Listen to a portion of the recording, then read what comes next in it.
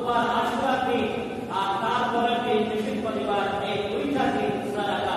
আল্লাহ সুবহানাহু ওয়া তাআলা আমাদেরকে এই দুই দিন রোজা রাখার তৌফিক দান করুন। আল্লাহুম্মা আমিন। আমিন। বিশেষ করে আমরা যারা রোজা রাখবো, কোন সময় আমরা সেহরি খাবো? সেহরি খাওয়ার শেষ সময়, যখন রমজান মাস হয়, সচরাচর আমাদের অনেকের জানা থাকে না সেহরি খাওয়ার শেষ সময় কোনটা।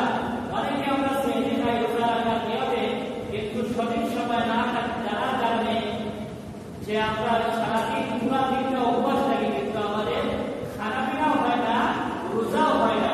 এজন্য রোজা যদি যারা রাখবো, রাখার ইচ্ছা করবো, নিয়ত করেছি আমরা সেহরি খাওয়ার শেষ সময় হলো 3:40 মিনিটের ভিতরে।